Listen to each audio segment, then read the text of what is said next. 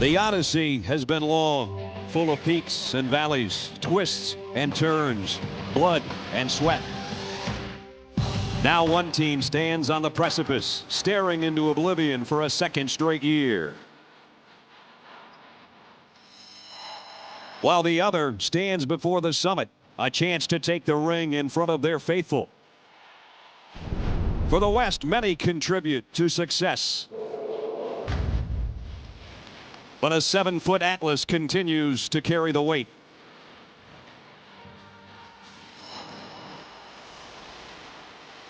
While another giant looks to culminate 14 years of a colossal effort with a triumph for the ages. For the East, the sun will not rise tomorrow without victory today. A Herculean effort by their leader alone will not be enough. The entire band must pull as one, and pull like never before, for they are in the land of elimination. Welcome to the beginning of the end. The NBA Finals, Game 6. And the NBA Finals, Game 6, comes to you from the SBC Center in San Antonio, Texas. ABC Sports brings you the New Jersey Nets and the San Antonio Spurs. New Jersey hoping to push it another game. The Spurs can end it right here tonight. Welcome back inside, everybody. Brad Nessler with my partners, Bill Walton, Tom Tolbert, to all of you, and to my buddies, Happy Father's Day, everybody. Here it is. The Nets have been here before. Last year they were swept by the Lakers. I mentioned earlier, Tom, they've proven they belong, but they need one good night to make it Game 7. Just one. Just one. I mean, their shooting has been about as sour as milk with an expiration date of June 18th, 94. It is, if you're squeamish, you may want to turn away right now, because these numbers are, I don't know how to put it, other than just atrocious. 38% shooting, 27 from beyond the arc. Jason Kidd not getting it done. You look at the dejection in their face right now, and when your leading field goal percentage shooter is Richard Jefferson at 42%, I mean, these numbers right here are right up there with gasoline and Mexican food as all-time vomit inducers. You can't shoot, you can't win. It's that simple. Bill, for San Antonio, what they haven't done is closed out series at home, so that's a question mark for them tonight. Brad, closeout games are always the hardest, but separation has occurred, as San Antonio has set a pace that the Nets simply can't match, and that pace has been set by Tim Duncan, who has established himself in this series as the best player in the world today, but also as a historical level figure that few can match. Impressive numbers across the board, a testament to his overall greatness, and a record-setting block pace for the NBA Finals. And then there's David Robinson, who without him, none of this, or even us, would be even here. Not the championship of '99, not the new building here, heck, probably not even the franchise. Tonight is a chance to say goodbye and thank you to David Robinson one last time. Now, the Spurs, they have a chance to do something really special here. You never really get very many of those in life. You don't want to let those slip away. Tonight is about closure, about Tim Duncan simply being the best, but it's also about David Robinson riding the last wave of the day. We have come to the end of the line. Blow it out, big men, blow it out. The celebration has begun. They're already starting in here. It's already begun, but they got some work to do, and that work involves the Nets and the Spurs. Game 6. Nets are not dead yet, and they let everybody know that. Can they hang tonight, or can the Spurs finish it? We'll find out in a moment.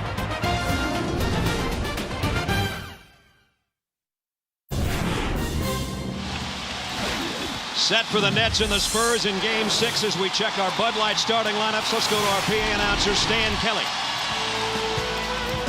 And good evening, everyone. Welcome back to San Antonio in the beautiful SBC Center for tonight's Game 6 of the NBA Finals between the Eastern Conference champions, New Jersey Nets, and your Western Conference champions, San Antonio Spurs. Here is the starting lineup for New Jersey. At one forward, 6'9", from Cincinnati, number 6, Kenyon Martin. The other forward, 6'7".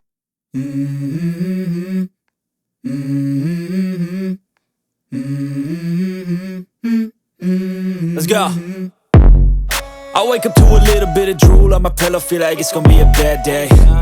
Yeah, I'm tired of shit, and the coffee ain't hit yet, damn, ain't that great. I don't wanna go to work, cause my boss is a jerk, and I'm not even that paid. I need a change in my life, cause I don't feel alive, and there's nothing that makes me happy. Hold my beer for a minute, I'm about to quit my job, cash in for a ticket. I'm going on a trip and I don't plan to visit. I'm gonna stay there till I feel like I'm winning, and this is just the beginning. I need a big change, help me.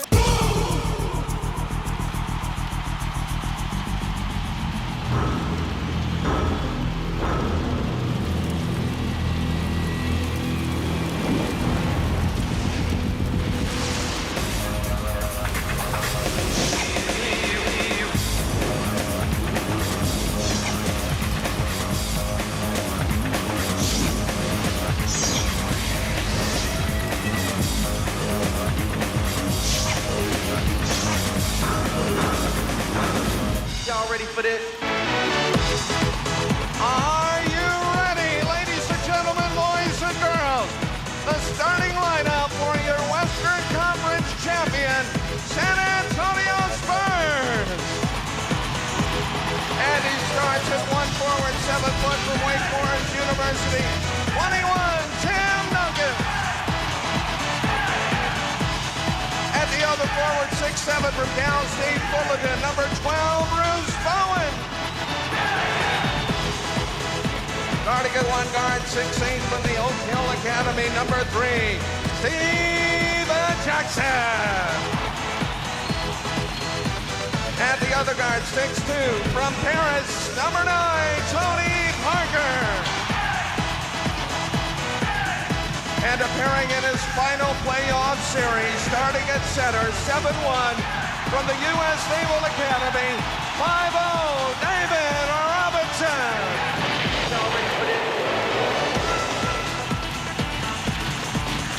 Head coach for the Spurs, Greg Popovich. To say this crowd is supercharged would be the understatement of the year. Game 6, Nets and Spurs, next.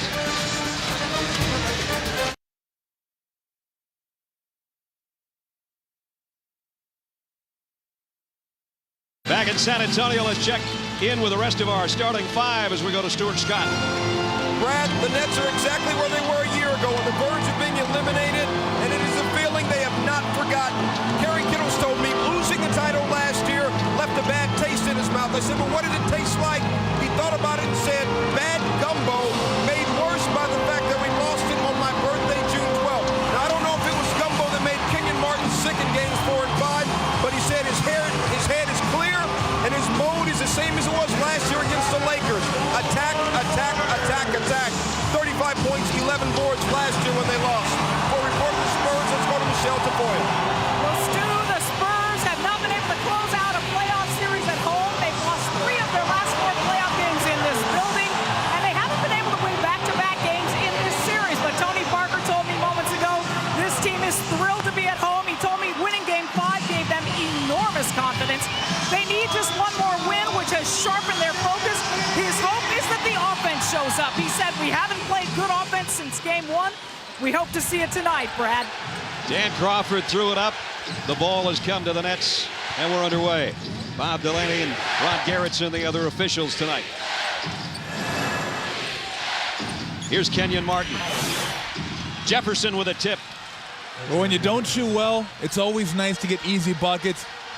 I firmly believe the Nets going to have a chance tonight. Not only going to have to shoot well, but how they're going to have to shoot well. When you get an open shot and it's your shot, take it, don't pass it up, and shoot something more difficult later on in the shot clock. Amazingly enough, the rebounds have been dead even in this series. Jackson lost it on the dribble. Nets have a chance to go up 5 if that goes, and it does. Great start for Jason Kidd, as in Game 5, where he started the first half 4 for 4, started the second half 5 for 6. It was finishing the half that was the major problem for Kidd. So a 5-0 hole, and Jackson, who turned it over, takes a bad shot there. Here come the Nets on the run. It's Kittles. Missed it, and Robinson's there for the rebound. Well, this has been their quarter. The Nets have had the first quarter. Other than that, they've really struggled. So it's nothing new for the Spurs to get behind or the Nets to be up in the first. It's the second quarter that's been the nightmare. 2 games that they've won, they have played well in the second quarter. Duncan gives it up to Bowen. Bowen weaving through traffic up over Collins. Tipped. And loose ball out of bounds to San Antonio. Greg Popovich, the message to his team coming in tonight, play within the system. We're not looking for any heroes here. How do we win? We win with our constant defense, which leads to control of the boards, but don't forget to play on the offensive end and get it to Duncan. And Tim Duncan, your charge is to shoot every time you touch it tonight. And an errant pass, and so Jackson's made 2 mistakes and taken a bad shot, and that has been a recurring theme. And Ginobili quickly up off the bench. This might be the quickest substitution in the history of the NBA Finals. It's coming pretty early, that's for sure. Ginobili will have to wait as the Nets lead 5-0 in the opening minute 45. Kenyon Martin over Duncan. Duncan will clear off the miss. We'll see if they can get some easy buckets coming back. Realize this. I know they've lost 1 game at home. But they were shooting 49% for the 2 games they played at home. So David Robinson off the dish from Parker makes it 5-2. Byron Scott telling us that he's been so disappointed with the team's closeout defense. They're just allowing guys to waltz their way to the hoop. Jefferson penetrates and gives it to Collins. Block shot inside. Robinson pulls it down. I think I'd give a half to Duncan, half to Robinson there. I'm good with that. Tony Parker looking for a pick from Duncan, gives it right back to him. And now Tim driving on Kenyon Martin, and got it. We have seen literally every shot imaginable in this series from Tim Duncan. Is there anything you can't do? How do you guard a guy that skilled, that versatile, that complete? So the Nets score 5 straight, now back-to-back buckets, makes it a 1-point ball game. Martin faces Duncan. Too much standing around. And another shot blocked inside. You can't get in the mode of just dumping and standing around. Someone has to cut. You want to move? Go ahead and feel free to set a screen away from the ball. 4 seconds on the shot clock as Bowen will inbound. Martin gonna have to hurry. A runner, and he got it. He looks so much better than he did in Game 5 on Friday night. A completely different ball player. He won't be coming out at the 4-minute mark of this game. Tony Parker, nice screen, and his teardrop drops. Parker's first basket. I saw in the second half of last game, the shoulders squared up a little bit, the chin was up a little bit more, and he looked like the player that started this series. Had 3 great games to start, and then a terrible one he'd like to forget. Kenyon Martin, top of the circle, got another one. So Martin, as Bill said, fresh, healthy, and he gives, again, the Nets a 3-point lead. Another defensive adjustment for Byron Scott. Kerry Kittles on Tony Parker as much as possible. Ginobili airballed one, same spot that he could have won one of the ball games earlier in this series from. Kenyon Martin off very strong, moving beautifully without the ball. No hesitation whatsoever. The Nets have to accept the fact they're not going to score at the rim. They've got to pull up and make those mid-range jumpers, not the strong part of their game. Martin's already got as many points as he had in the whole ball game last time around. Jason Kidd outside, and he airballs a 3 to Duncan, who's waiting on the weak side for it. Love the way Duncan drives it out himself. Shoot the ball, Tim. I think he would love to play point guard for 1 game. So I'm out here shooting 3s before the game. All big guys want to be little guys every once in a while. Robinson, big sweeping hook. Kittles with a rebound. I think Duncan is the point guard if you define the point guard as the playmaker. And the leader. There's no doubt he's both of those things. Martin feeling it. Not this time, though, and David Robinson with a rebound. I like that look, though. If that's your shot and you're open, let it fly. Parker almost walked with it. And 3-second violation. So San Antonio turns it over for the 3rd time. You talked about the offensive explosion by Kenyon Martin early here. That 4-point output in Game 5 was the lowest point production for Kmart since February 5th, a game you and I did in Philadelphia when he had to leave that game early with a knee injury. Kidd trying to get it into Collins. He has not been an offensive threat. That's kind of why. And as just a second-year player, Jason Collins, who's made vast strides, will have to develop that short little 12-foot jumper to help his squad down the road. Almost halfway through the quarter. We haven't seen a foul yet. And Tim Duncan's got his second basket off the glass. Nice looking shot. These games, the experience of the NBA Finals, besides teaching you how hard it is to win the title, how rough and fast these finals games go. Jefferson hangs in the air, and RJ knocks it down. He's got 4. Well, he goes up in the air. You start coming down, he stays up in the air. That's how high he can get. And we've got a timeout taken by Greg Popovich with 6 minutes and 10 seconds remaining in the first quarter. Good start for the Nets. Spurs bounce back.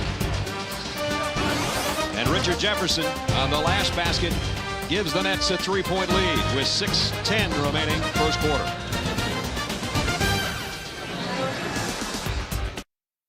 Great coach yet. I'm still a baby in this.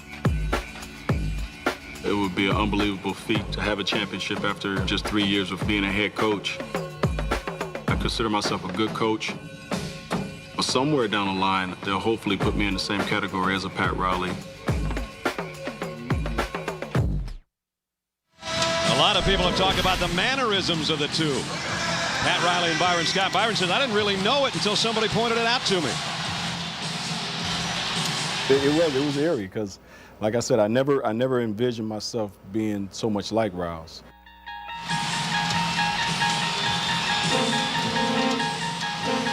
When you learn from the master teachers, like a Pat Riley.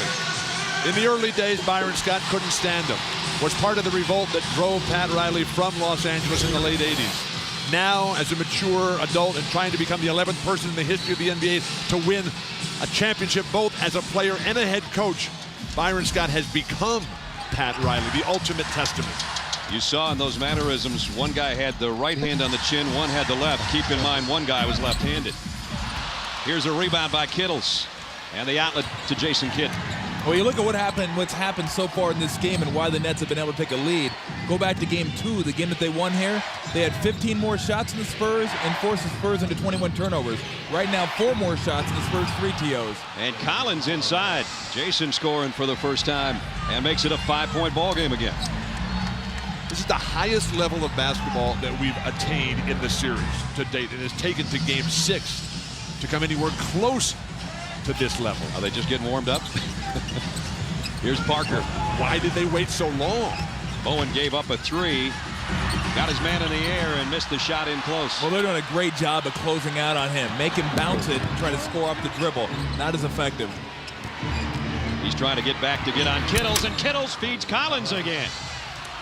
They're finally realizing, New Jersey, that the big men are coming every time. The lead swells to 7 at the 5-minute mark, first quarter. 6-0 run now by the Nets. Offensive foul away from the ball. David Robinson trying to set a screen. The penetration is just killing the San Antonio Spurs here. David Robinson, first foul of the game as we check in with Stuart Scott. Stu. Well, Brad, you know, Jason Collins has to have a nickname. It's the right of all young players. It couldn't be little Jason. Jason Kidd's on his team, so they simply call him Twin. You know, his twin brother, Jerron, played with him in college. It's that simple. Twin does this, twin does that. They never call him Jason Collins. It's always Twin, Brad. They probably call Jaron the same thing in Utah.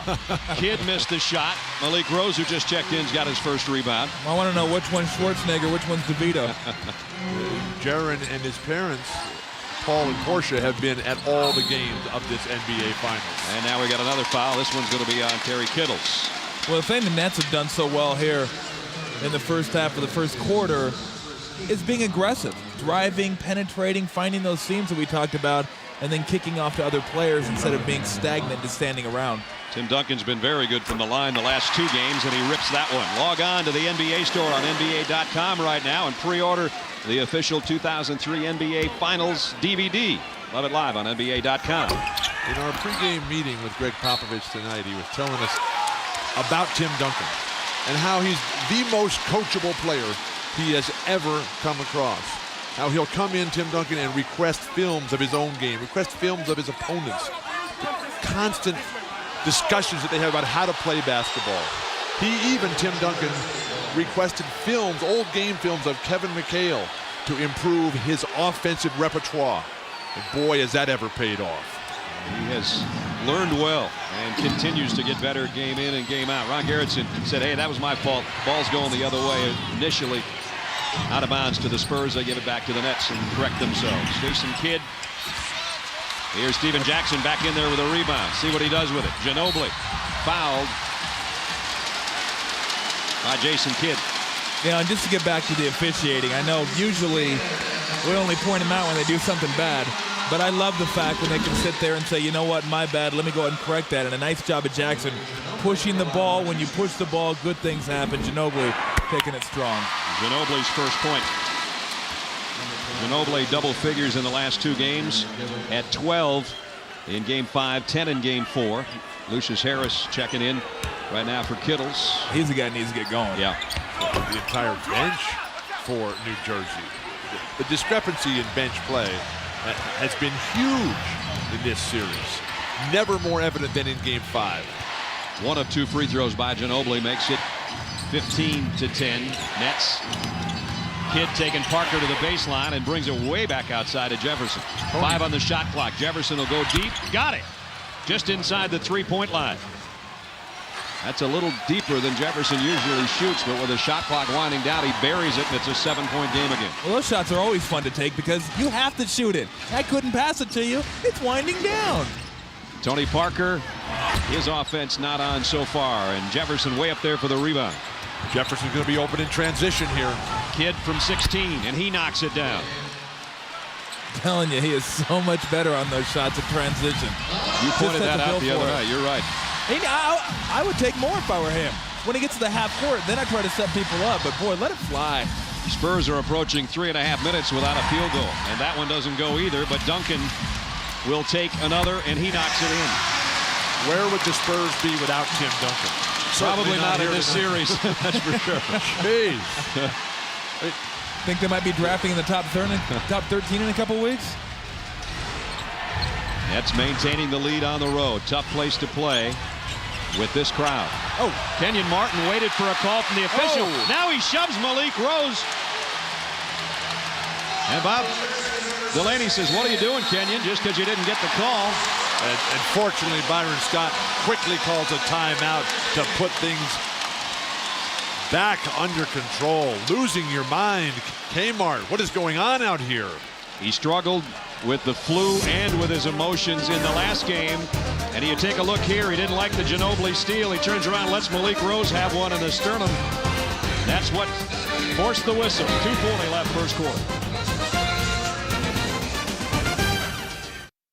I play with a chip on my shoulder, you know. I play with that edge, you know. I have to, you know. If I don't, then I'm not gonna play anymore. You know, once I lose that fire and that edge, you know, I'm gonna call it quits. I'm gonna still play hard. I'm gonna still get in your face, talk trash to you, cuss you, hit you, no matter what. It's all about heart and determination, man. I feel I have one of the biggest hearts in this league, and I'll play anybody, no matter who he is. Having the edge is fine for Kenyon Martin as we take a look at first Rose battling him in the low block, and Rose gets away with a push in the back.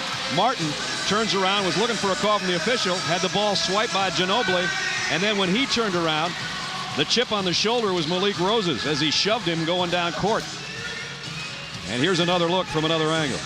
And going over the edge has cost Kenyon Martin dearly. That in game 5 Friday night, he had a season-high 8 turnovers, including 3 in a disastrous minute 21 span of the critical fourth quarter. You've got to play within yourself at all times. Still the Nets lead by 7. Duncan with Martin on him. Spurs move it around the perimeter. Jackson will take a 3 in and out. But you know, those passes aren't right on the money.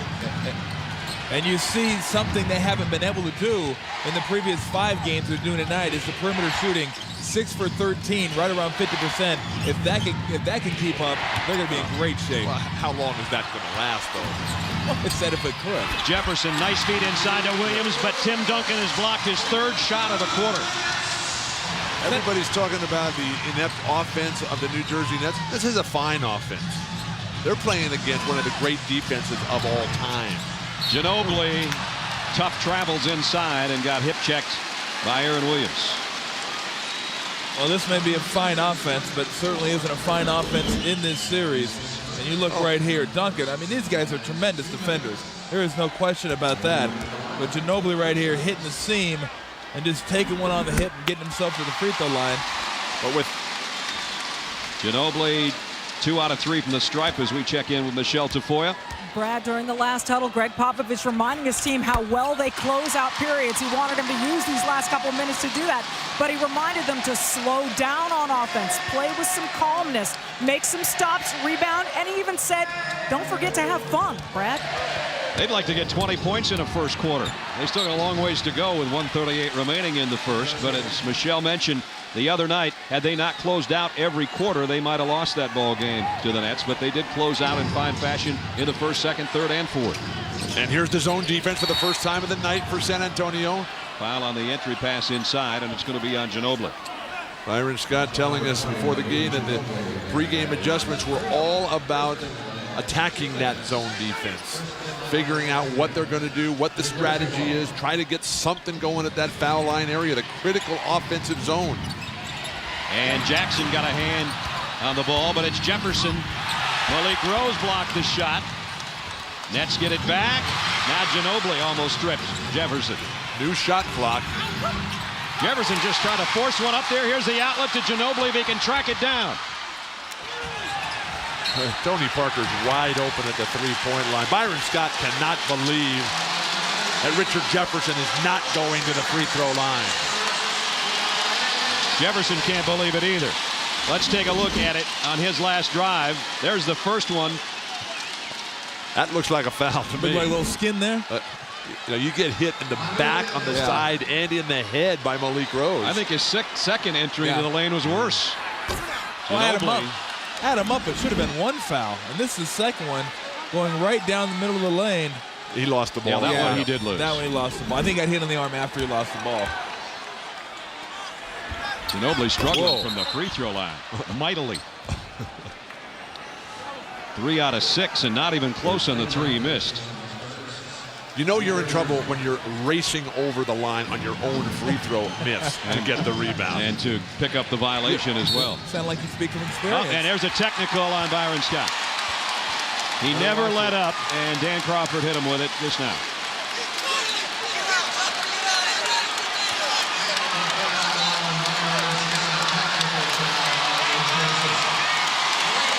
So Malik Rose will step up to shoot the technical. Byron Scott's in a different position than Greg Popovich is. Greg Popovich and Jerry Sloan of the Utah Jazz always lead the NBA in technical fouls per season because his players don't argue back. Byron Scott, he's got players that will argue, that will get technicals. But you have to protect your guys going to the hoop.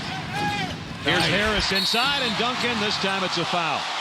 He got the ball, but he also got some of Harris. This is a shot blocking clinic by Tim Duncan. David Robinson when he's in. We are easily going to be in record-breaking territory by the half. Tim's already had 2 games in which he's blocked 7 shots in each. He has 3 in the first quarter here tonight as Harris, and he talked that one in from the free throw line. If the Nets can pull it out, we'll be back here for Game 7 Wednesday. It'll be the first time in 9 years the championship would come down to the final game. If you're not at home, you can listen to the game on ESPN Radio Wednesday night, if necessary, 8 o'clock Eastern, right here on ABC, your home for the NBA Finals. We'll see maybe if that's something that can get Lucius Harris going. Sometimes that's all it takes. Trip to the free throw line, get a couple easy ones. Nice. Oh, my. Nice. Rose got away from Williams. He was so shocked he was open, he lost the ball. Aaron Williams had no idea where he was. Where would you like the ball next time? These guys, San Antonio, they're playing tight. Greg Popovich's got to do something to loosen them up. More offense for Tim Duncan. Anthony Johnson in there with Williams and Jefferson. Jefferson has an open look, and he knocked it off the backboard. I don't think he called that one. Excuse me? Jefferson with 8, and the lead again is 8. If that were Poole, they would have taken the white ball and put it back. I say, we can't have that. I know we had to put a buck in this machine, but we can't have that. Duncan wants it down low. 21 seconds left. The feed to Jackson as he slices through the lane. Which just begs the question, why don't they give it to Tim Duncan every time down? Zone defense to close the quarter for San Antonio. 23-17, 6 seconds left. Kenyon Martin long range. Jefferson hammers it home. And that's the problem with zone defense. There's no box out responsibilities. And again, the Spurs for 6 straight games, it's never happened before, don't score 20 points in a quarter. But the Nets did. In fact, they scored 25. And the last one was with some authority by the guy that's leading them in scoring tonight as Richard Jefferson goes up and gets it and knocks it down. 10 points in the quarter for RJ, and a good quarter for the New Jersey Nets on the road. Tough place to play. Their teammates looking on. They lead it at the end of one. 25-17. Nets in front.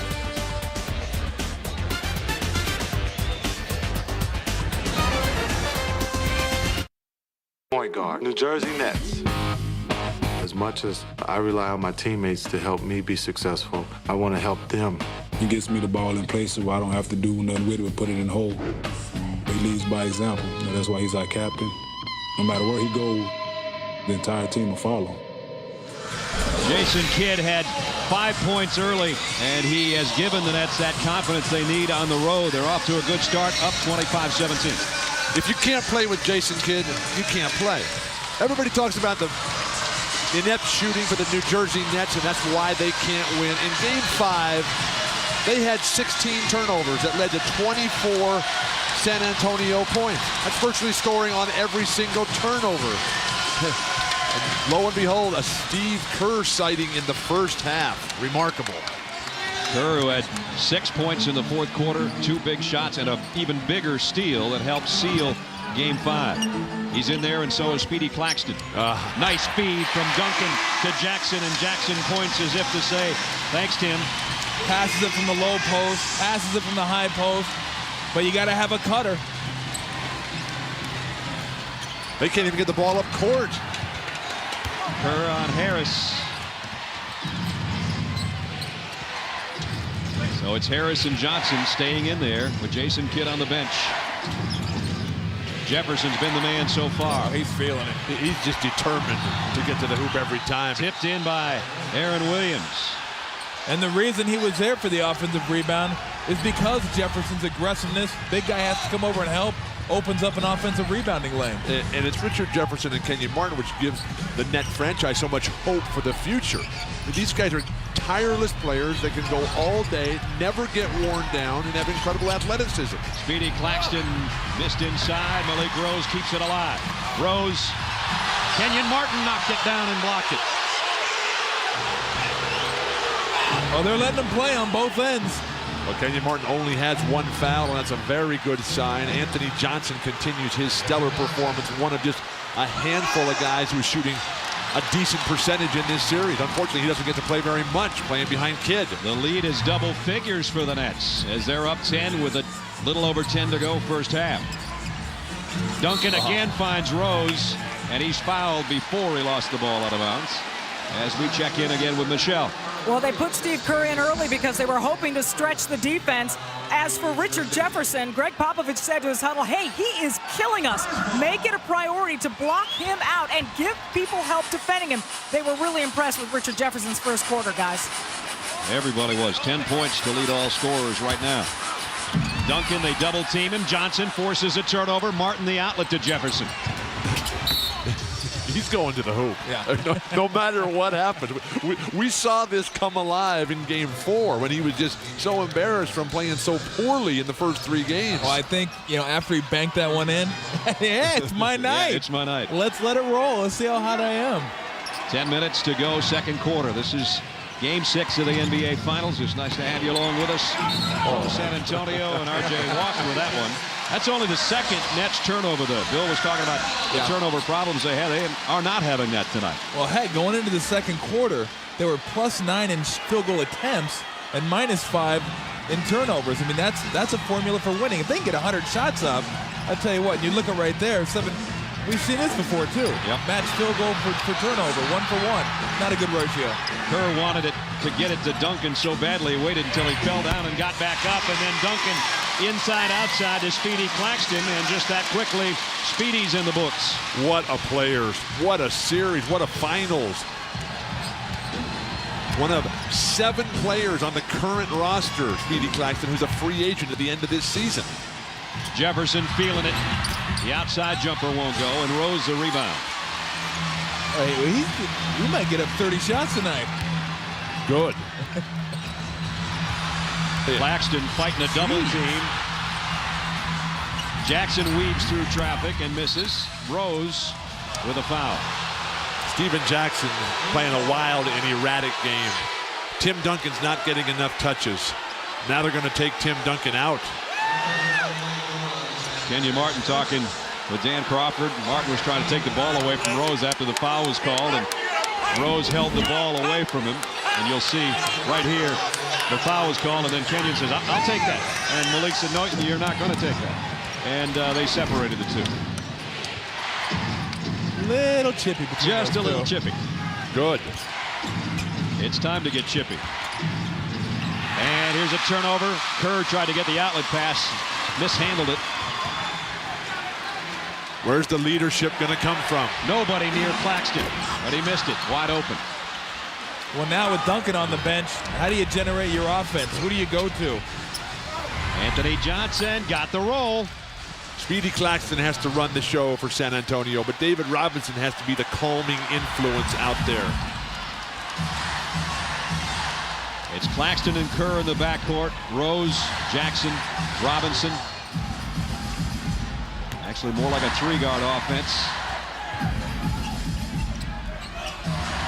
Williams on Rose. Nice push pass to Claxton. Out to Jackson for 3. Got it!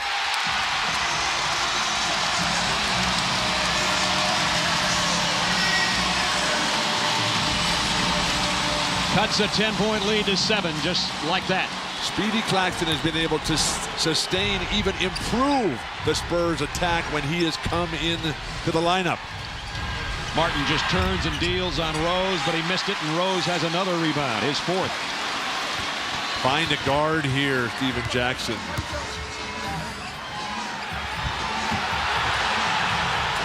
Claxton gives it up to Rose.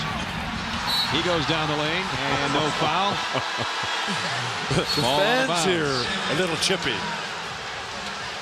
Greg Popovich still looking for a foul call. Still didn't get it. His team trails 31-24 on ABC Sports, your home of the NBA Finals. Kenyon Martin getting a little breather on the bench, or maybe he's going to join the witness protection program. I'm not sure, because it's getting a little physical right now for him. Watch Kenyon Martin, first the block on Rose, working against Tim Duncan, helping force a steal, and then the outlet pass. But watch the work against Robinson and then Rose. There's some banging going on, and then Rose comes on and he says, wait a minute, I'm going to have to pick him off too right about here. No need for Kenyon Martin to hide whatsoever underneath that towel. He's doing exactly what he's supposed to do. Come out here, set a physical tone and presence, get the crowd on him, tell the world this is how it's going to be. We've come here to play. We've come here to win. He's only had one bad game, and that was when he was ill with the flu, and that was game 5 tonight. He's been a lot fresher and a heck of a lot tougher.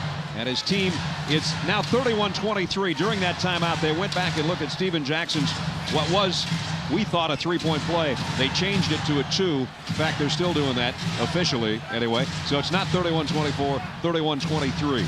And in that timeout, Greg Popovich realized he's got to come back with Tim Duncan, and Tony Parker can only dream about sniffing some action right here. Speedy Claxton has put him on the bench. And now we got a little break here with the clock malfunctioning, and should have it cleaned up here in just a second. Let's check in with Stuart Scott while they fix the clock, Stu. Brad, Jason Kidd is coming back into the game, but he's coming back to play 2 guard. They like the way Anthony Johnson has been playing point guard, so they're going to use both of them in there. Johnson at the point, they're going to try and post up Jason Kidd. The last time out, 4 different players, including Donnie Marshall, went up to Anthony Johnson in his ear, telling him congratulations, telling him keep going. Jason Kidd talking for a good 20 seconds. Even Dikembe Mutombo came over, whispered in his ear for a good 20 seconds and just said, keep it up. Well, Anthony Johnson, you know, a guy that has had to battle just to be in this league. And there you get a good look at him. He spent about 3 years with the Atlanta Hawks and then was with the Cavaliers in the preseason. He signed as a free agent right before Halloween. It's been a lot more treat than it has been trick for him. And he wasn't even supposed to be the backup guard this year. That was supposed to be Chris Childs. Anthony Johnson was on his way out the door, but when Chris Childs couldn't push himself away from the dinner table, the Nets threw up their hands in disgust and said, get out of here, Chris. We're giving the job back to Anthony Johnson. He's made the most of it. This is a physical backcourt, too, that the Nets got going on right here. Yeah, there's some muscle. Defensively handle him. But Aaron Williams threw it away. You can handle that, I guess. A rare error by Aaron Williams, who has played Super Bowl in this series. Probably his best game was Game 5, as he had 10 points and 7 rebounds and a block shot. Tonight, he's off to a pretty good start as well, despite that turnover. The sense in this series of the Spurs' dominance has come when they have relentlessly pounded it to the hoop. They have not done that tonight. They've got to get back to what makes them the odds-on favorite to win this championship. Inside, outside, and Claxton knocks it down again. When Duncan draws the double team, Claxton's been wide open. One of the beautiful things about Duncan's passing is that he gives it up early enough. He doesn't wait until he is smothered so that he can't use his feet to deliver the ball. He's already got 4 assists tonight. And 3 blocks as well. Johnson a little out of control, and he missed the shot, and Duncan pulls it down. I think Speedy might have blocked that one. Speedy actually had 2 blocks in Game 5. Here's the lob inside. Robinson blocked from behind by Williams. And Kerry Kittles got it in the eye from somebody.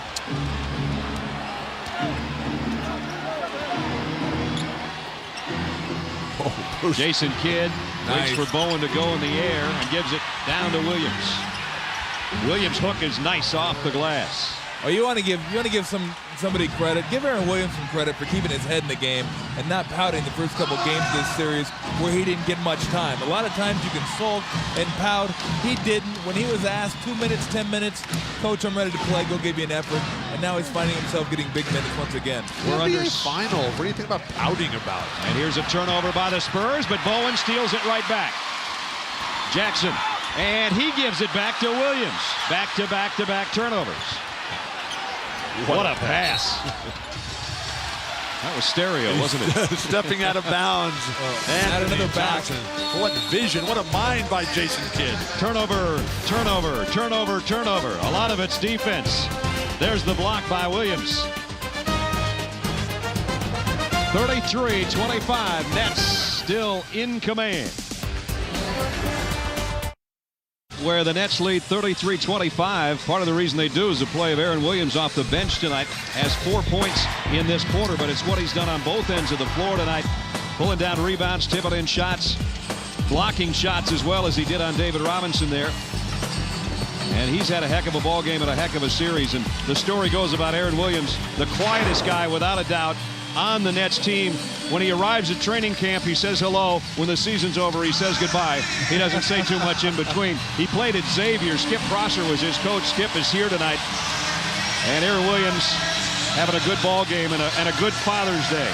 Dikembe Mutombo, his time cut down because Williams is playing so well right Pretty now. good line of power forwards, too, at Xavier. You look at guys like Brian Grant, Tyrone Hill, Derek Strong, David West will be a first-round draft pick this year, and Aaron Williams, some pretty good power players coming out of Xavier. Not forget that Aaron Williams' grandmother suffered a life-threatening stroke in the Detroit series in the Eastern Conference Finals. He had to miss some time. Tim Duncan, chance for a three-point play. And speaking of quiet, that's about as much emotions you're going to see out of Tim Duncan. He knows his time is now to get his team in this ball game. Watch the reaction. That's about as much as you're going to see out of TD. That's the first shot he's taken this quarter, and he hammered it home, and he's got a chance to cut it to a 5-point ball game. But on the hot seat with Stuart Scott in the pregame show, Tim Duncan was saying, that's not who I am, and I can only be who I am. I can't try to be what everybody else wants me to be. Zone defense one last time for San Antonio. They've done a good job attacking this, not staying on the perimeter, being aggressive. Zone defense again, and just like Kenyon that. Martin got it inside. Block shot by Duncan. But Collins is there. Duncan with his 4th block shot. The NBA Finals record for one game is 8. Duncan halfway there, and we still got 5 minutes to go in the second quarter. Who holds that record of 8? Ewing, Olajuwon, and Shaq. Good company. And you. And Bill Walton. This is a great job of penetration. But the most blocks for an entire series is 30 by Patrick Ewing. Tim Duncan already has 28 for a series. He'll shatter that record tonight. No basket. Collins with the shot clock, and now Robinson jams one on Kenyon Martin. The other big guy gets involved defensively. Well, the Spurs need Tony Parker to get involved offensively. Whistle and a foul before David Robinson made his move to the hoop. So Robinson, this is block number 311 in his playoff career. 3rd all-time in the NBA playoffs behind Kareem Abdul-Jabbar, Hakeem Olajuwon. Remember, block shots were not kept until 1974. There's his mom and dad, Ambrose and Frida. And on this Father's Day, they're looking on as proud of their son, I'm sure, as a basketball player, but as the human being he is and the things he's done in this city. Here's Duncan. Kick out to Bowen. Good 3-point shooter. Got it!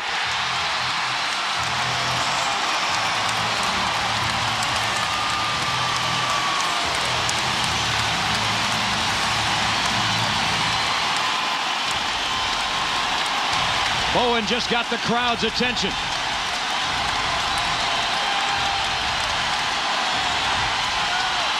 Six on the shot clock. Kittles will try to quiet him, and he does. That's the way you come back and get your first field goal. Kerry Kittles knocks down a 3 and just sat everybody down. That's called the suppressor.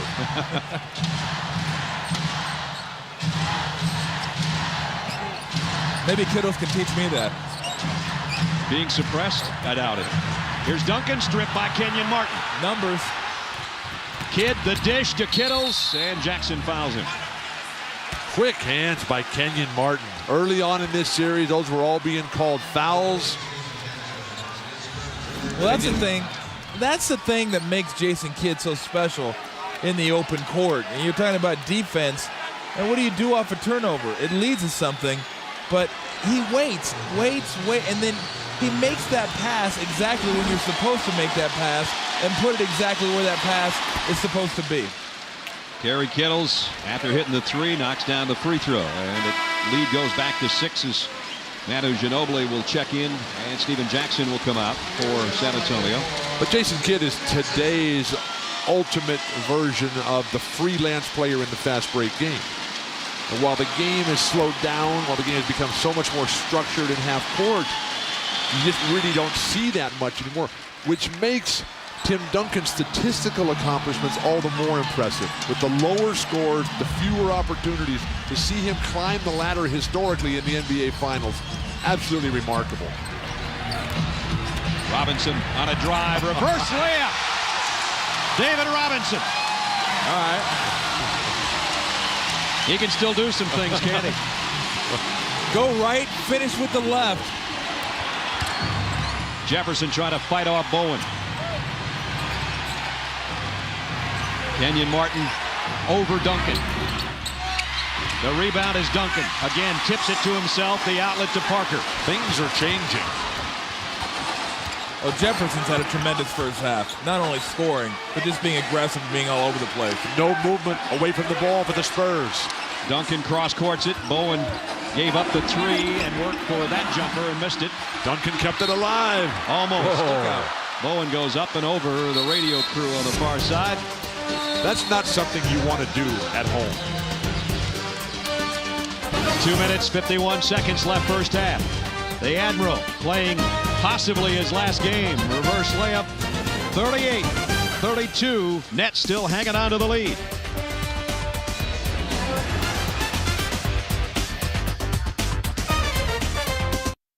Elliott 38-32. It is a 6-point New Jersey lead. We have the Verizon Wireless halftime report coming up. Joel Siegel is going to join us from Good Morning America. We're going to look at some of the summer blockbuster movies, but we may have a Game 7 movie if the Spurs aren't careful. Nets are playing as well as they played all series, Sean. They really have. Right now, they're outscoring the Spurs in the paint 20-16, and that's not a surprise because they're mixing it up. Not only have they hit shots from the perimeter, but they're getting fast break buckets, and they're getting stuff off their secondary break. I'm glad you're here, but I'm looking forward to Joel Siegel. No offense, but we'll see you at halftime for Verizon Wireless halftime report. Back down to Brad, Bill, and Tom. Guys. All right, fellas, that's with 2:51 remaining in the second quarter as we check our Miller Lite storyline in this one here in San Antonio. Richard Jefferson may have not quite turned into the Hulk, but he's been pretty darn good tonight. 10 points, 20 in the paint for New Jersey. Tim Duncan, 3 points in the last several minutes. He's got to get more involved as he had 7 early. I think things are changing, though. San Antonio starting to come alive. Duncan blocks another shot. He's just set the record in the first half. He's got 5. But Jason Kidd has not had a good second quarter. The Nets as a team have 13 points. That has been their Achilles heel, the New Jersey Nets, in this entire playoff series. Jason Kidd's doing what he did the other night. Great first and third quarter and nothing in the second and in the fourth. He hasn't taken a shot in 12 minutes, game clock wise. Look at David Robinson's defense. Jefferson trying to save it, goes halfway in the tunnel. Greg Popovich trying to encourage Tony Parker, but it's just not there for him. You know, it looks like the Nets have come out and said, we're going down, let's go down firing. Yeah. Let's just go down, we'll go out there, have fun, let's take some shots, see if we can make some shots, but let's not be hesitant. That's why it's easier to play and coach as the underdog. A foul inside as Bowen and Jefferson getting separated right now by Dan Crawford. And let's check in with Michelle. Brad, in the last huddle, Greg Popovich asked Tim Duncan specifically to be more authoritative with his post moves. And on defense, guys, they are going to press a little bit more now, trying to change the tempo of this game. Back to you. We'll take a look at that with 2:26 remaining. Popovich, the coach of the year. Byron Scott, who's done a remarkable job in the 3 years he's been with the Nets. There's the Jefferson-Bowen collision that led to the whistle, and Dan Crawford still talking to both of them, saying, okay, guys, now let's just play. Good. You don't need to walk right across the lane. You want to come up and bump guys. If you're going to win on the road, you've got to play like that. It's not dirty play. That's just good, tough physical basketball. Ginobili driving inside and missed the hook. Kenyon Martin clears it to Kidd. Make a layup, please. Kittles hit the last one from there. That one's in and out. That's perfect. Fresh clock, though, for the Nets. I guess you probably have to make it for it to be perfect, but I like that shot off the break. Under 2 minutes now in the second quarter. Nice double team, Robinson. Kidd, he'll take a 3. Duncan made a pass at him, or he might have hit it, and now it's Tony Parker, the rebound. Duncan's in front. He didn't see him in time. Now he got it to him off the glass, in and out. Duncan's second chance.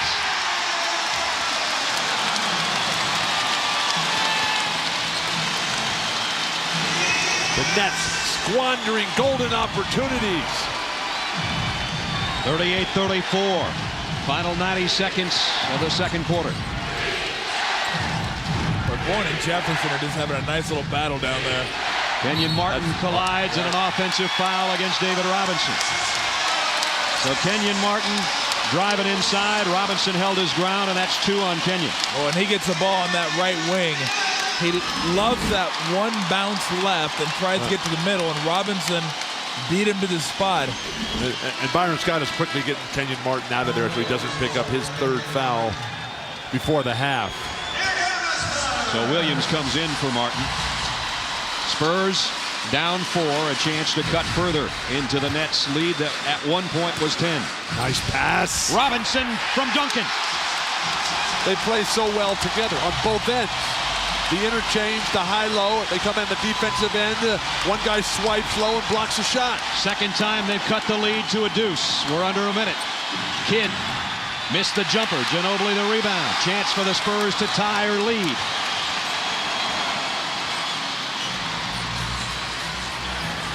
Duncan in the low block. for the tie. Got it!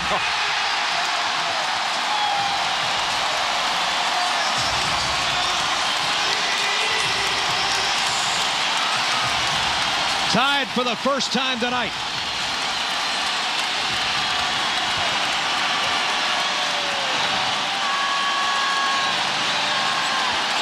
Seven on the shot clock. Jefferson almost had it stripped. Kidd for three. Big shot for Jason Kidd. Right back to 41-38 New Jersey. Final 15 seconds, first half. Parker, Bowen, Robinson, Duncan, and Ginobili on the floor for San Antonio. They'll try to tie it at halftime. Parker, he'll be the man. Nope, it's Bowen for the lead at the break. In and out. Had an open three. That's his spot, but he missed it.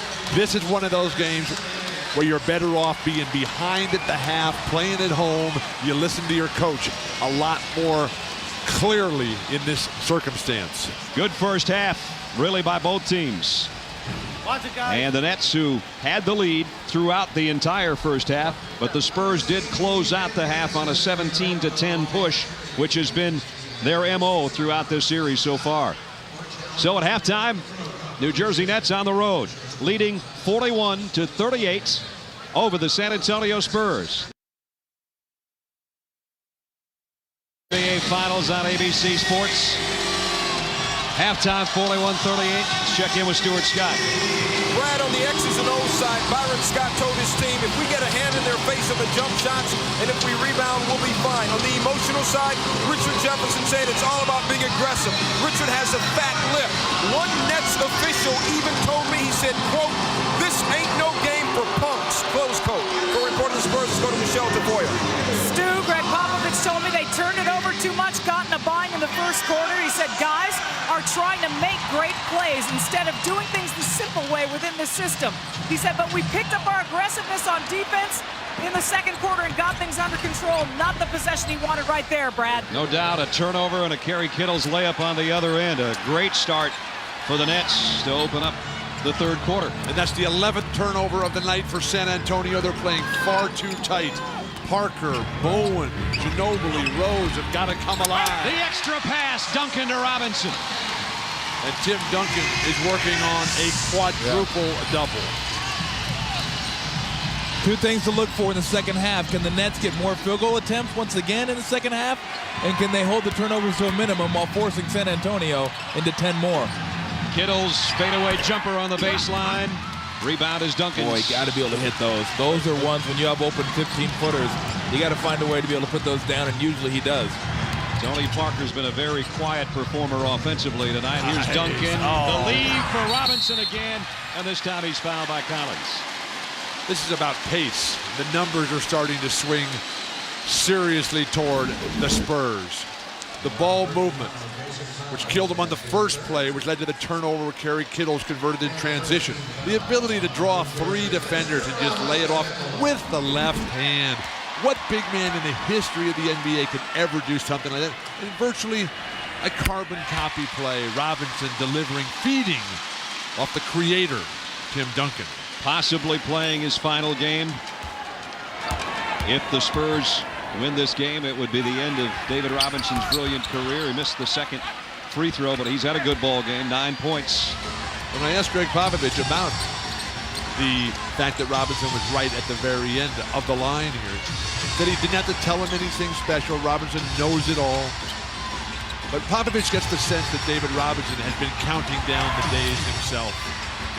And he gets the miss of Jefferson's. Well, that was just a wild shot, but he's one of the guys, Richard Jefferson, that got him off early with his aggressiveness. San Antonio's tied it once in the ball game. This for the lead. The rebound is Collins off the backside. Will it get loud in here if they ever do take the lead? I got a feeling it might. Here's Kenyon Martin facing Duncan. The hook, got it. Well, that he makes that look easy. That's a tough shot. He's doing it very quickly. But that's classic offensive theory. Fake one way, come back in the other, and get in the air and deliver. Jackson will try another. This one he knocks down. Jackson with 8. Putting up very good numbers, shooting a high percentage. good decision-making by and large. Would like to see him feed the post a little more. Kidd looking to feed the post to Jefferson. Comes out to Kittles, who's wide open for three, and he hit it. Kerry Kittles, his second three-pointer of the night. Well, Bruce Bowen knew it, too. He slapped his hands together, and that's the one guy that you can't let get his feet set on the nets, because he can square up and hit those shots. Tony Parker out to Bowen for a triple. Duncan got him. Tried to get the rebound, but Kenyon Martin did. Jason Kidd on the break. And a collision, and he's fouled. And he'll go to the free throw line. Can't run underneath guys in a game of this magnitude. Jason Kidd comes up limping. Oh, it's Bowman sees him, and great outlet pass right there. And yeah, he's in the circle, he's moving, he's sliding all over the place. And that's a dangerous play, but give the credit to Kenyon Martin on that one. Jackson actually tried to catch him after the foul, and as Bill said, Kidd got up gingerly limping. And remember, he sprained that ankle in the Detroit series, and it's really never been 100% since. Well, why do you even have that thought cross your mind? You're going to run underneath somebody and flop down. Be a defender. Either get in the air and try to make a play or let him go. Jason Kidd got them both. The game is the Nets by 7. Isn't this game kind of similar to last game in reverse, where every time the Spurs go within 2, it goes back to 7 or 8? Kittles with a steal. And Tony Parker having a struggling night again, and we might see Speedy Claxton pretty quickly. And that's the decision of the night for Greg Popovich. As Parker, this is not his finest hour at all. He's basically giving up the ball to the longer, leaner Kerry Kittle so quick. And this defensive adjustment by Byron Scott has paid huge dividends. Parker not having a strong game. Kittles with 11 points now, and 6 quickly in this third quarter for Kerry. Parker 1 for 2 shooting. Does have a couple of assists.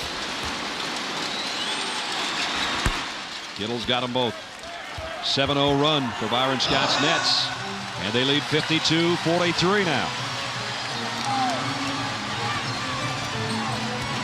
See if San Antonio can get something going offensively. You want to get it in number 21's hands, and he has it right now. Right back to Jackson, and he stepped on the baseline. Duncan's passing.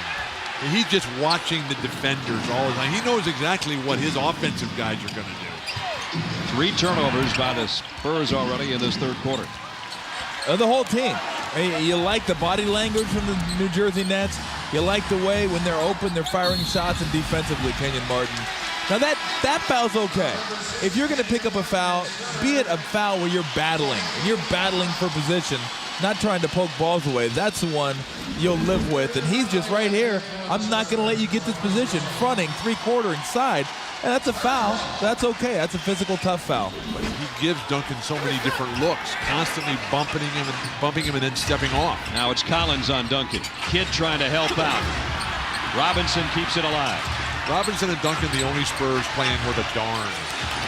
Parker normally would have taken the shot from the outside. Instead, he tries to penetrate and misses. Oh, what hand. What a feed to Jefferson. Oh. And a chance for a 3-point play as he lays it in, and Ginobili got it.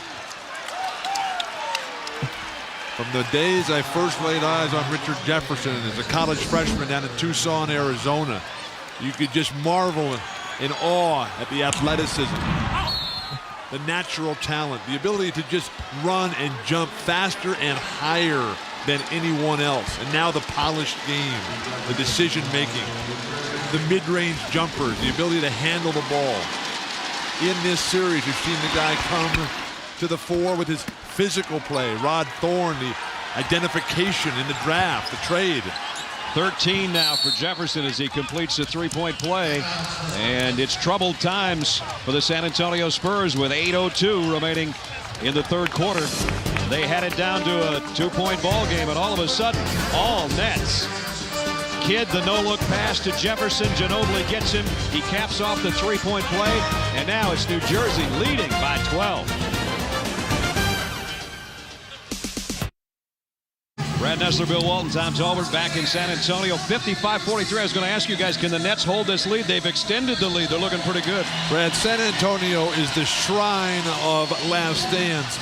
They don't want the New Jersey Nets to be the shrine of lost causes here, because they have come out with such a determination and such a commitment to the team game with the pass that Jason Kidd does not even look at. Richard Jefferson, the incredible explosion of fast break points here. They have dominated previous opponents, Celtics and Pistons, on the fast break game. Not so with the Spurs, but tonight, a 9-0 run in this third quarter on the fast break has given a very comfortable lead to the Nets.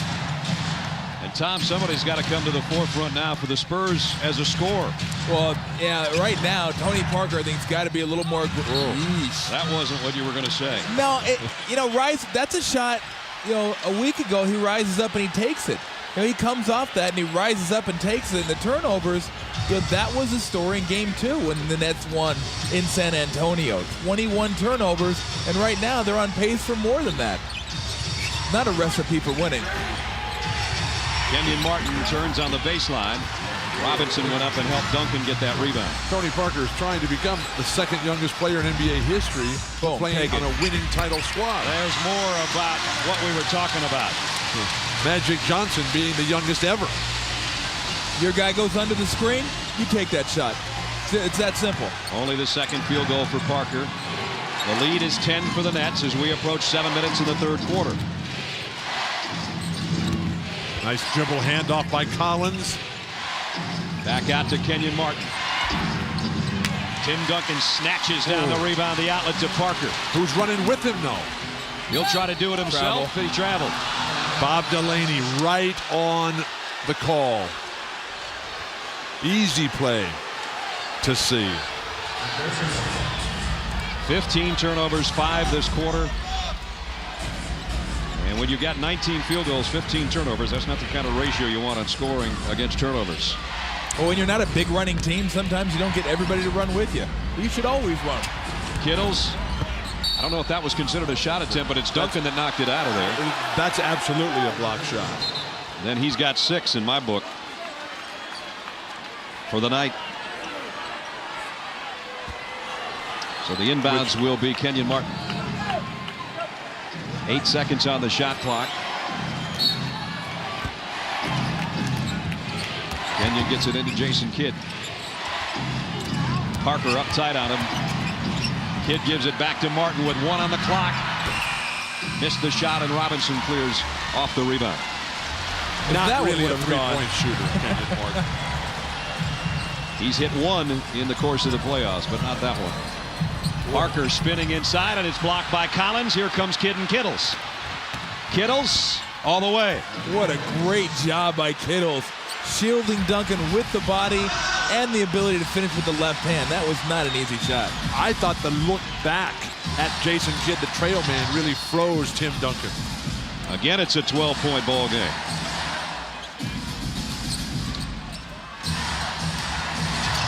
Duncan gives it up to Jackson. Ginobili had a 3 and gave it up.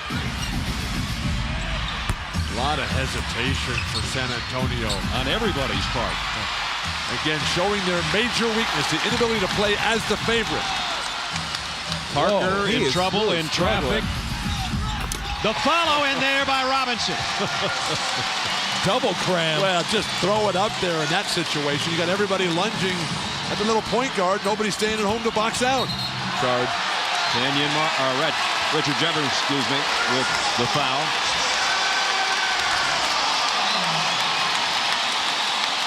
New Jersey is arguing that he was inside the arc. That rule does not apply in this situation here. He's outside the arc anyway.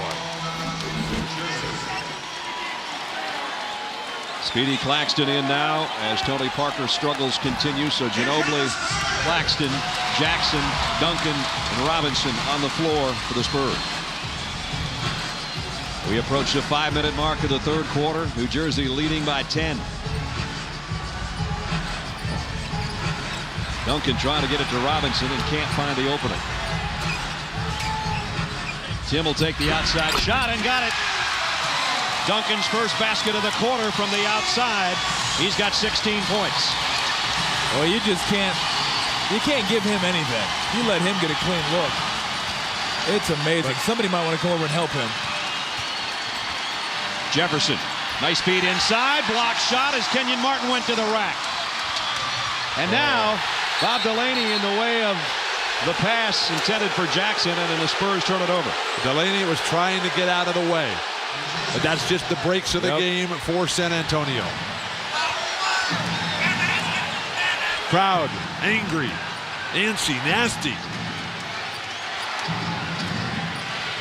Hungry. But right now they're not getting fed. Their team trails 57-49. Jason Kidd makes it a 10-point game again. Kidd with a dozen. So funny how, not just in basketball, but in sports in general, young players can gain and lose their confidence so quickly. It looked like Parker had it back in the beginning of the game, and right now, it looks like that's the furthest thing from the truth. We're seeing New Jersey play some zone right here. Ginobili misses the three. Jefferson way up for the board. Kidd crossover, the leave underneath for Collins, but he missed the shot. Now Ginobili looking to run with Duncan. And he scores.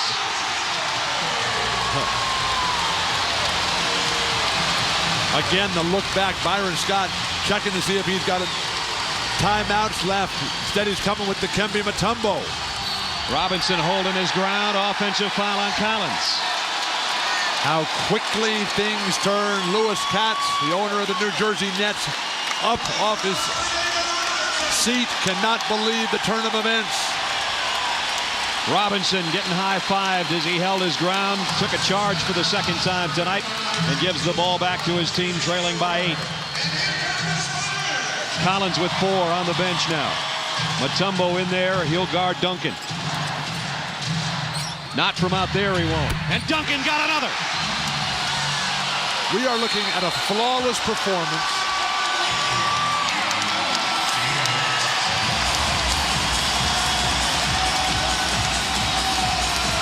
By a flawless performer.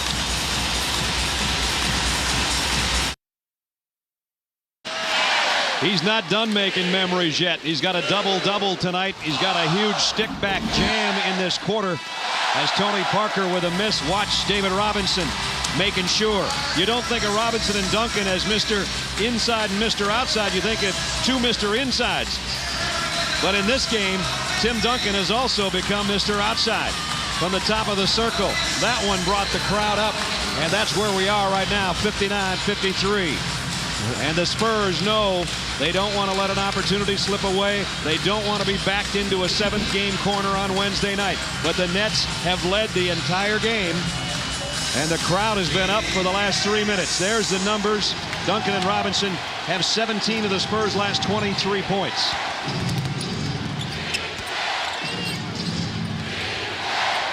Little over 3 minutes remaining, third quarter. Mutombo. A lot of standing around. Kenyon Martin missed from the elbow, and Duncan's got another rebound. Both Duncan and Robinson with double-doubles, and in Tim's case, big-time double-doubles. And as Bill said, it might swell to triple-double or quadruple-double before the night's over. Claxton, outside! The Speedy got it.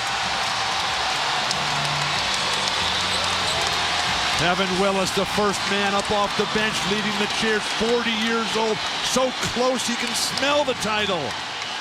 Duncan comes out on Kittles. Martin's open and finally does take it. Bad shot. Mutombo battles for the rebound, though. Well, I'll tell you what, it would have been a good shot if he had just taken it. You don't hesitate and think about it. As soon as you think about it, you might as well forget about it. That's outside his range, and they're backing off him, begging him to take it. Jefferson with a huge first quarter, gives it up to Martin. And now almost stolen by Claxton. Kittles got a good look and knocked it home. Kerry Kittles is having a good night and a great third quarter. 11 of his 16 in this quarter. But the set offense for New Jersey looks very ragged. Jason Kidd needs to settle this squad down. Kittles another steal on Claxton, and then he's fouled. Well, he's been getting it done on the offensive end and the defensive end. He's really had those quick hands the whole series. The decision by Byron Scott to come with Kerry Kittles on their point guard. The second time tonight.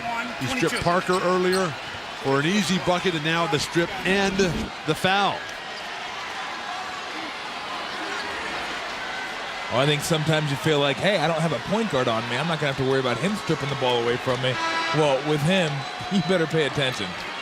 Rodney Rogers will check in for the first time tonight. They have put 22 seconds on the shot clock. 1:49 remaining on the game clock in the third quarter. And Kenyon Martin comes out playing with only 3 fouls and had always picked up 4 fouls in every game pretty much by this point. So they don't want that burden either. Kittles running Ginobili ragged, but he had it kicked. Well, that looked like it went off Kittles' I foot, thought it didn't did too. Ginobili's trying to sell that case, but the officials aren't going to hear any of it. Very clear on the call. 11 seconds on the shot clock. Jason Kidd way outside. That is a rebound. Duncan, another rebound, is 14. Directing traffic. Plays out there with the left-handed dribble. Now let's see if he goes at Mutombo. Oh, no, not between the legs. Off the glass and in and out, and Rose keeps it alive. Fresh shot clock. Claxton looks over to Greg Popovich. Run a lot of time off the top. Let this crowd feed you. Duncan outside. Not this one. And the rebound is Mutombo's, tipped over by Kittles. Well, he's hit a couple of those, but tell you what, if I'm New Jersey, I like seeing him out 19 feet away from the bucket. Whistle. 3-second violation on the Nets. That's their 10th turnover. Byron Scott, who's tasted the championship 3 times as a player in his 14-year career, spent mostly with the Lakers. Now in his second finals in back-to-back years. Swept last year. Very much in this one and leading this one throughout the game, trying to force a Game 7. You saw Steve Kerr check in, the great three-point shooter. They may go to him before the quarter's over. 6-point ball game. Duncan says, Kerr, when you get it, you got to shoot it, but he won't there. Ginobili will. And knocked out of bounds. And a foul on Duncan. Ginobili got hammered on that shot. Just the whole side of his body was just bumped. Tune in to NBA TV following each finals game. You get complete live post-game coverage, including press conferences, interviews, and analysis. Place to turn for around-the-clock coverage of the finals is NBA TV. Well, the Nets have really done a fantastic job tonight of closing out on shooters. They're not letting them get their feet set and get open looks. They're flying out at them, making them put the ball on the ground, and a lot of times they're forcing turnovers because of it. But the adjustments that Byron Scott talked about before the game. Kittles on the Spurs point guard. He's been fantastic. Their guards have not done the job. Zone offense, they haven't needed to do anything there because the Spurs inexplicably have not used the zone, and then close out and be selective at who you run at. Hitting their free throws, 11 for 11 are the Nets. And Mutombo's 2 stretched the lead back to 63-55. Oh, that's a foul. Ginobili trying to get around Jefferson, and Jefferson picks up his 3rd. You can't just grab a guy. But an emerging star, Richard Jefferson. Just getting started in his 2nd year. Both years in the finals. What's going to slow this guy down? Nothing. Ginobili inbounds to Kerr. Nets have a foul to give with 10 seconds on the shot clock. They don't have a foul to give. They just used it. That's right. Claxton, and he's bumped by Rogers. Well, they gave one anyway. Yeah, they did. Yeah, it's fun. Sometimes when you're as big as Rodney Rogers is, Claxton just runs into you, and you can't help but fall backwards if you weigh about 100 pounds less. Claxton at the free throw line and got it. Speedy Claxton with 7. Tiger Woods has won an amazing 37 tournaments on the PGA Tour. He's never finished better than 16th at the Buick Classic. He'll be challenged again this year. The field of the PGA Tour's best. ABC's coverage of the Buick Classic begins Saturday, 3 Eastern, noon Pacific on ABC Sports. I know Greg Popovich does not like to play zone defense, but the fact that they've used it so sparingly tonight begs the question, because it has been so effective in giving the Spurs this great advantage here. Jason Kidd 7 times during the playoffs has hit a basket with 3 seconds or less left in a quarter. Just about got one there off the front of the iron. 0.4 remaining to end the third. On the run here for the little guy, Speedy. Ginobili just shot puts that baby down, and it's picked off by Jefferson and Mutombo. So the Nets have led wire to wire so far, but we got 12 more minutes of wire to go. The Nets on the road trying to force a game 7. Richard Jefferson and company hoping they can do that on Wednesday night. This ABC Sports presentation of the NBA will continue after this message and a word from our ABC stations. Fourth quarter in San Antonio. Remember about an hour and a half ago I said it was the Nets gut check time. They've showed they've got guts hooked onto Hart. They want it to go to 7. They want to make history. Win 6 and 7 on the road and win a title. Can the Spurs close out? They've had trouble with that throughout the playoffs, throughout their history really. Kerry Kittle's had a huge quarter, 11 of his 16 in that third. He's given the Nets the chance they wanted. 63-57, boys. Here we go. 12 minutes to determine your fate, your place in history. For the Spurs, so few players playing well. Duncan and Robertson literally by themselves out there. Ginobili, Rose not getting it done. 26 points combined in game 5. Very few tonight. Kidd with 10 on the shot clock around Duncan, who lunged at him. Off the glass, Jason Kidd. That was like the game winner in game 2. Reminiscent, going left or going right. Runner. Who's going to help Tim Duncan? Who's going to get some points? Spurs haven't had a field goal in over 3 minutes. Ginobili will try a 3. In and out. Duncan, the board. Didn't get the score, though. Nets with a rebound. Here comes Kidd. Can Rodney Rogers deliver for Byron Scott? Jason Kidd will try another off the glass. Back-to-back baskets for Jason Kidd. 67-57. Leads 10 again. Ginobili inside, pushed. Well, that's the one you just have to let go. But look at Jason Kidd right here. Strong run. Oh, man. And then he comes right back and hits the classic jumper off the board. But everything for San Antonio is just an absolute labor right now. Steve Kerr.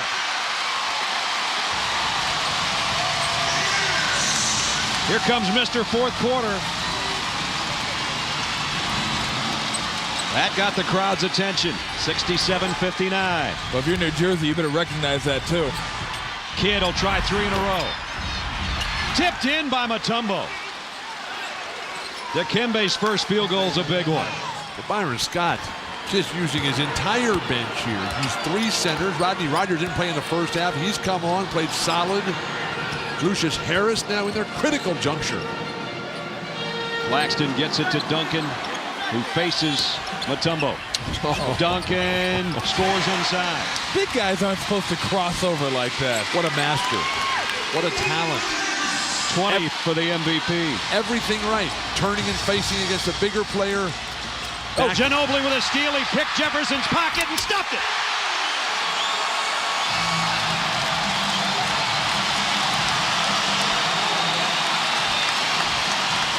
Byron Scott's trying to call a timeout here, but they can't even hear him. We can barely hear each other. It's down to 6.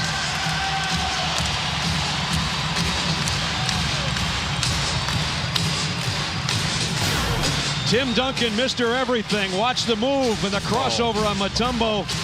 That gave him his 20th point. Maybe more important, though, Ginobili showing those quick hands. Swipes it from Jefferson. Takes it for the flush. And it's 69-63 with 9:44 to go. Almost 19,000 have stood throughout the timeout again at the SBC Center. He has been an intimidator. Tim Duncan on the night with 15 rebounds to go with his 20 points and 7 assists and 5 block shots. David Robinson has a double-double as well. Will the ship come in the last 9:44, or will we sail one more night on Wednesday? Tim Duncan trying to the 8th multiple winner of the Finals MVP award. 9.5 minutes to go. Pass ran into some traffic. Last touch by the Spurs. Well, if you'd have told me, Game 6, championship on the line, 9.5 minutes left to go in the fourth quarter, and these are the 10 players that we'd see out on the court a week ago, I would have said, whatever. Popovich has got his work cut out for him if he's going to close this out. Jefferson hangs in the air, missed the baseline jumper. Duncan's got rebound number 16. Great job by Steve Kerr boxing out. Claxton in traffic. Ginobili trying to give it back to Malik Rose, and Rose lost it. You got to find Steve Kerr. That's what he's out there for. Well, they've been able to make this push. They've been able to make the push to get it down to 6, get it down to 4, but they haven't been able to make that big push to take the lead. Nets working around the perimeter. Lucius Harris, he misses the 3. Jason Kidd trying to keep it alive and does. And goes right back to Rodgers in the baseline. And Rodgers hits it. A 3 for Rodney Rodgers. Popovich coming back with David Robinson in the next dead ball. Rose working on the baseline. And he's fouled.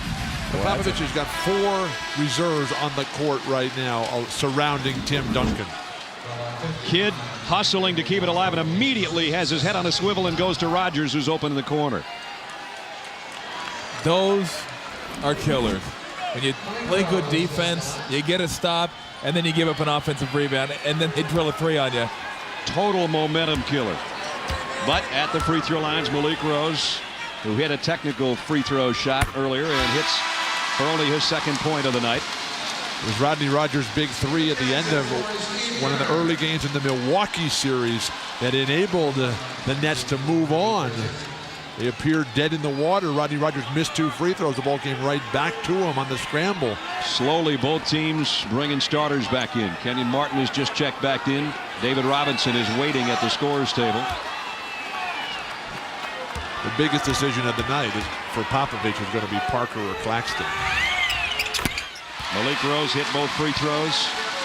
72-65. The Nets lead by 7. We've got 8:35 left in Game 6.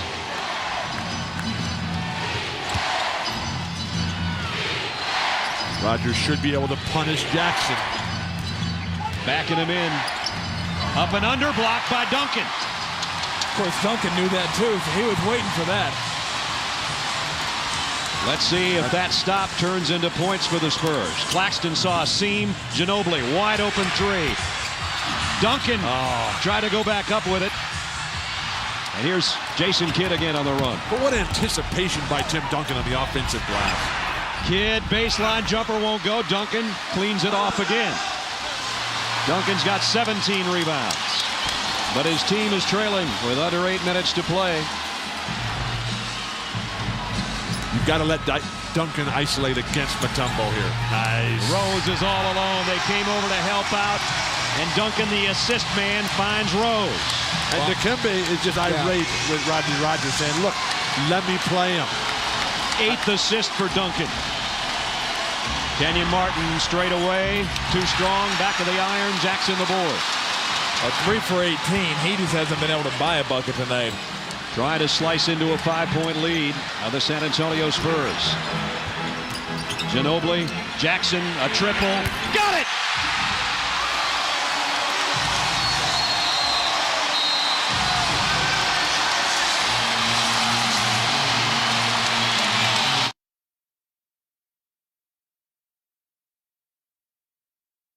Just kind of caps off everything that's happened in my career.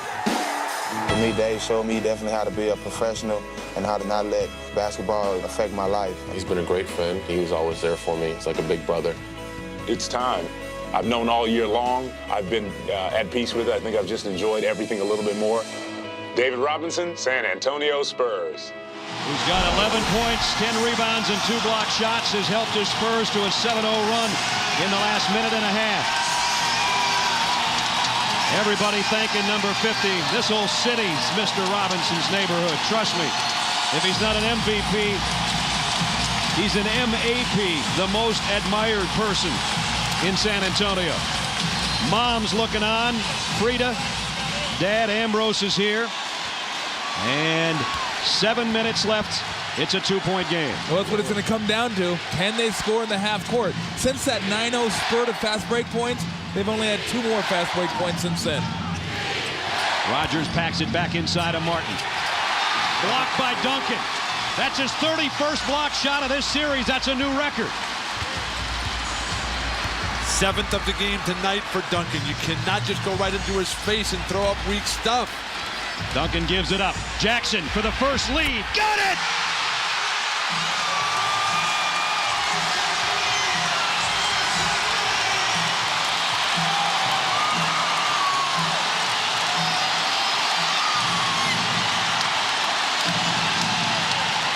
Jason Kidd tries to quiet the crowd, but it's Duncan with another rebound. Spurs lead for the first time, 73-72.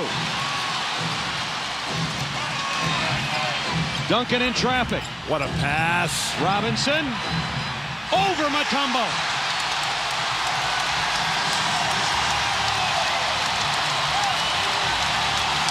Peter Holt looking on as San Antonio leads by 3. Where are Kittles and Jefferson for New Jersey? Harris a runner, he's bumped. The foul will be on Ginobili. The Nets need offense. The 31st block by Tim Duncan. That kind of execution will not get it done by Kenyon Martin. That led to a beautiful arcing three-pointer for the first lead of the night. David Robinson extends that with his relentless work on the offensive glass. Spurs in control, and the missed free throws haunting New Jersey. First missed free throw tonight as Harris. There's the NBA Finals record that betters Patrick Ewing in '94. Patrick had 30 block shots, but that was in 7 games. This is game 6, and it's getting a little loud in here.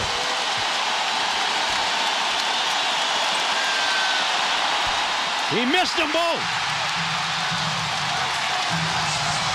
Well, if they score here, they may want to think about a timeout, because as I like to say right now, San Antonio is in full arousal mode. And they have aroused the crowd with a 12-0 run.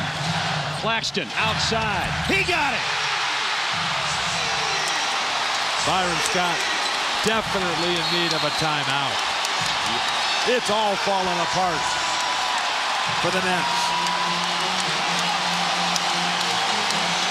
The Spurs can almost smell it.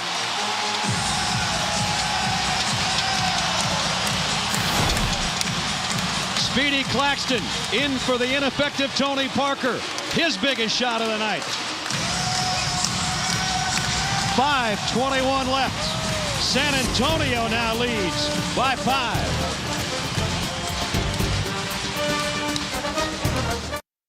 Stewart hit 15 of 17 free throws in this championship finals. Is stunned that he missed his last 2. Let's check in with Michelle Tafoya. Well, Brad, the Spurs have left Speedy Claxton in at point guard because they asked him to embrace the challenge of defending Jason Kidd, forcing Kidd to take tough, skilled jump shots, and he responded. Obviously, his confidence has grown on the offensive end, too, Brad. He is staying in this game that Tony Parker started, Brad. Second time Speedy Claxton's had 10 or more points in the finals, 14 straight in the last 3 and change by the Spurs, and they grasped the lead 77-72. Kenyon Martin didn't get it. Ginobili did. Where is the competitive response from the New Jersey Nets? The ability to score in the set offense. Jason Kidd, Kenyon Martin, Richard Jefferson. That's where the responsibility lies. They've come up empty on their last 7 trips, have the Nets offensively. Now it's Duncan backing in. The kick out. Jackson's hit 2 big threes. He's hit 3.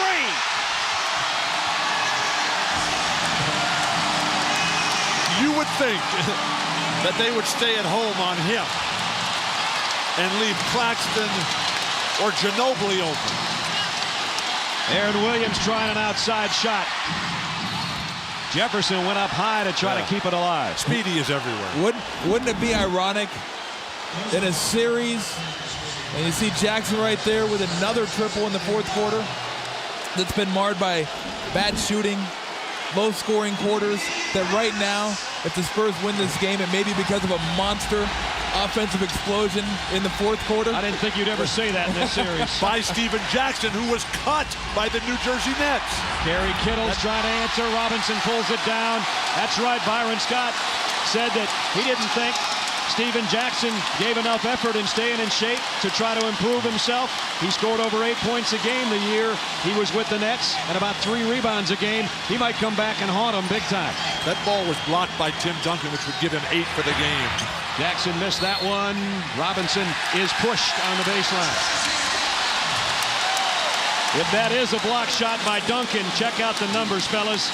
20 points, 18 rebounds, 10 assists, and 8 block shots. If they've added that other one. It's a triple-double, we know. They're soon to make it an 8th block. They call that the old stat stuffer supreme right there. You call that the MVP. Speedy Claxton, 10 on the shot clock. We're under 4 minutes. Claxton trying to weave through traffic. Robinson finds the handle. Claxton before the shot clock.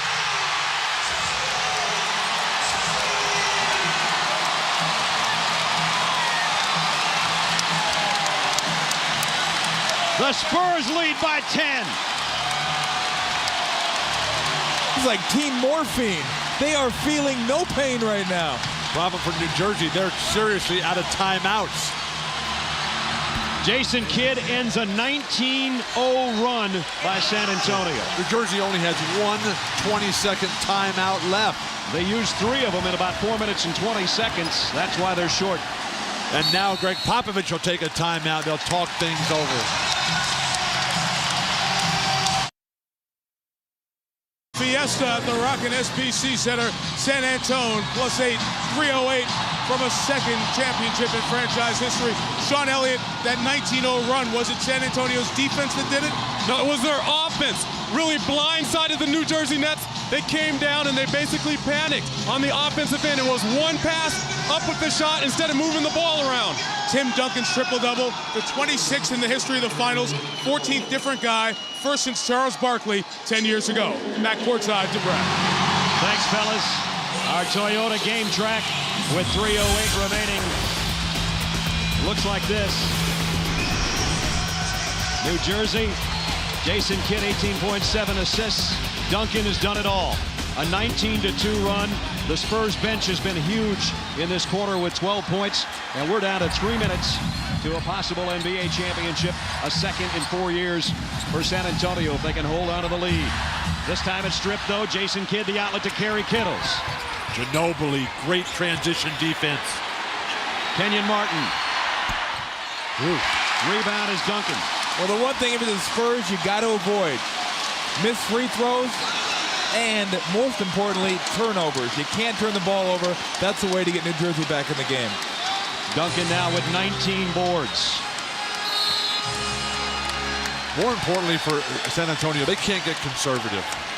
This game's got a ton of time left. Vote for the NBA Finals MVP, brought to you by Verizon Wireless. Gee, who might that be? Just thinking the same thing.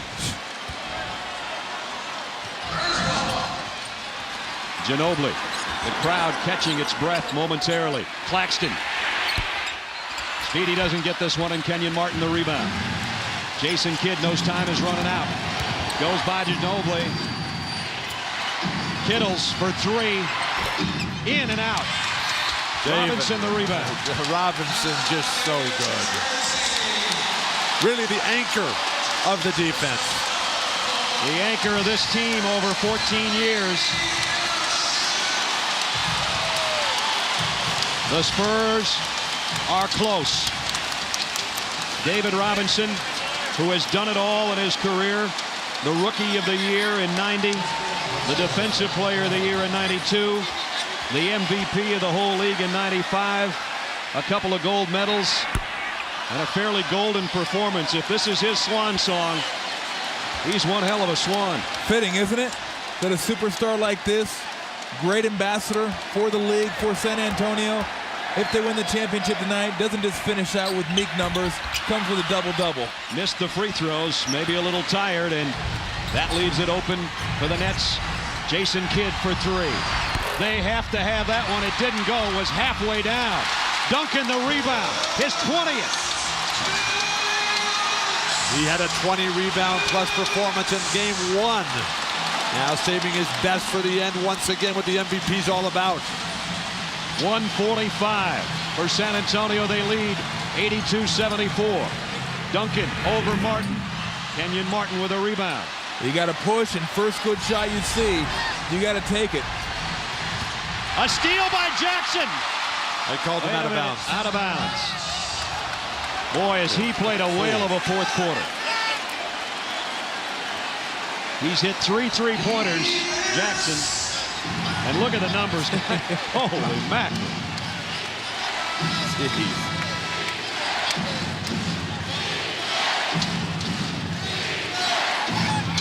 See if they're resetting the shot clock, I think is what the discussion's about.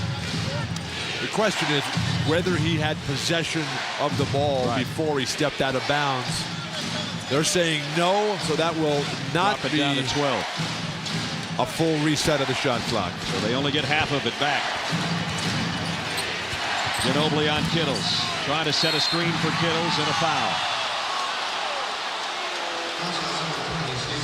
Steven Jackson. Well, it's fitting. That's his 3rd foul in a fourth quarter that's seen him hit 3 threes.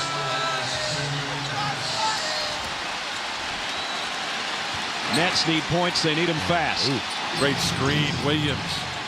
Jefferson, he's going to try a 3. Robinson has the rebound. Hey, you might want to think about fouling. They're trying to. And they finally get Speedy Claxton, does Jefferson. 1 minute, 11 seconds. An 8-point lead. Look what's in the house. That might be coming out on the court in 71 seconds. Not over yet. Speedy Claxton has been sensational. At the free throw line, Speedy with 12 points in this ball game in relief duty. Make it 13. And they're getting some bubbly ready as well. Everything's covered. What is that? Apple cider, Bill. Hot apple cider. Good Thank for you. With some cinnamon? No. Missing the second. 83-74. We're down to just over a minute. Jason Kidd. Big shot for Jason Kidd, a 3-pointer. Move the ball if you're San Antonio. Don't wait for him to get foul. Under a minute. And Kidd gets Duncan. And you don't have time to really wait and pick and choose. It worked out well for him. But you got to try to stretch this game out as long as possible. Tim Duncan came in 10 games in the finals between 99 and tonight, averaging 26 points and 15 rebounds. He's been even better than that tonight. Maybe not with the points, but with everything else. Look at Steve Smith and Kevin Willis. How long have they waited? A long, long time. And that's the last timeout for the New Jersey Nets, a 20. 55.6. The Spurs are that close.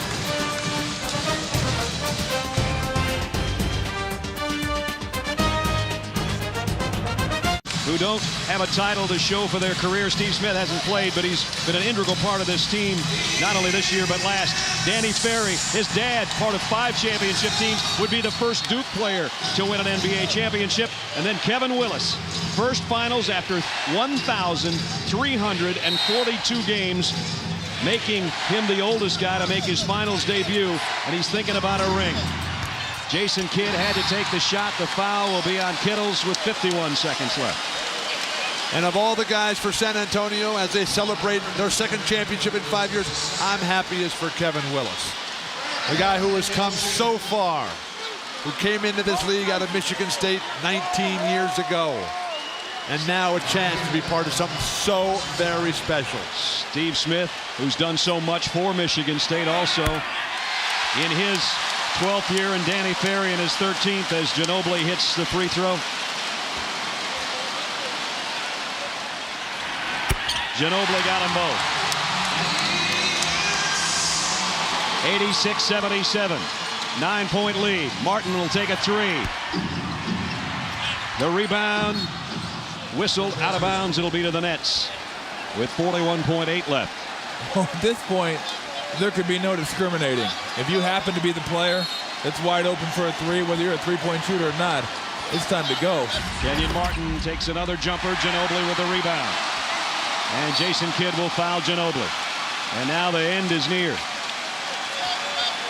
Jason Kidd, is this the last game we'll see him in that uniform? Everybody's starting to celebrate. Kevin Willis is about to check in. And this place will light up again. Look at the smile on his face, and here comes Steve Smith.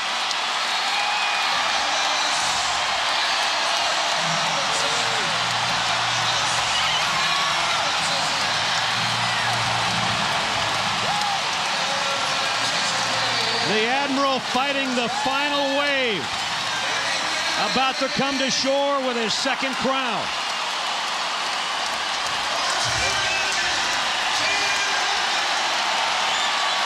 "13 points and 17 rebounds for David Robinson." Tim Duncan coming out. I wonder who your MVP is.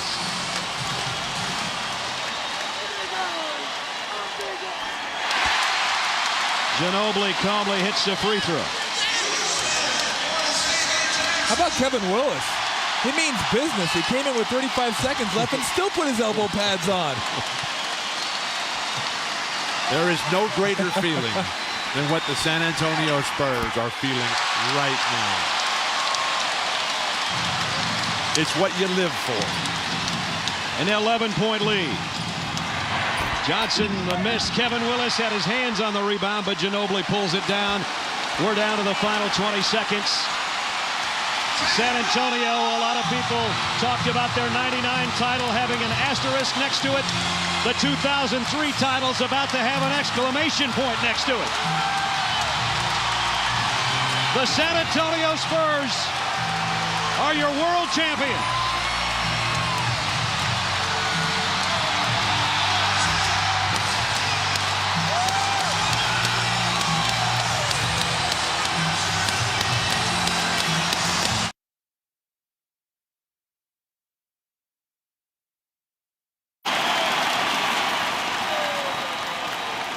To a team that had the best record in the league, that had the coach of the year, the repeat MVP, and now this. Congratulations to Peter and Juliana, to the entire Spurs organization, and to this great city of San Antonio for your 2003 NBA champion, San Antonio Spurs.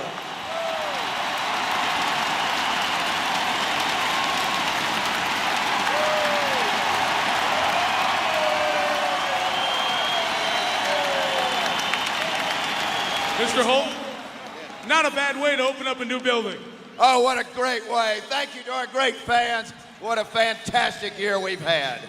Congratulations. Thank you. Where's Greg Popovich, the head coach? Greg, come on up here. Typical Greg Popovich, letting the players enjoy the moment. You are one of very few men, just a dozen, to have won 2 NBA championships as a head coach.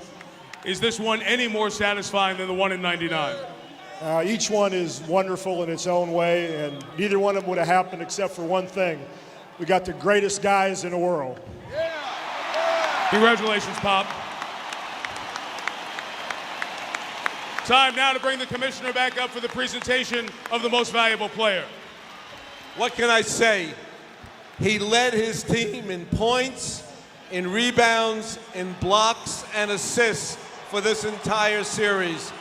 Your 2-time consecutive NBA MVP is the most valuable player of the 2003 NBA Finals. Congratulations, Tim Duncan.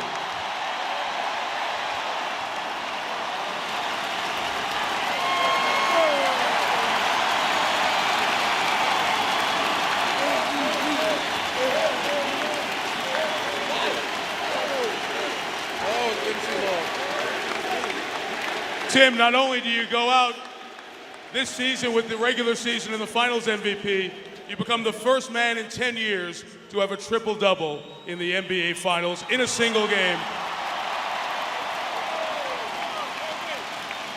Was tonight any tougher than any of the other games along the way in this series? Absolutely, it was. Those guys didn't want to go home. They didn't want to give up, but our team stuck with it. Our guys were incredible tonight. We played the whole way through. Just a lot of credit to our guys. Same thing I asked Pop. Is this one any sweeter than 99? It is, because it's now.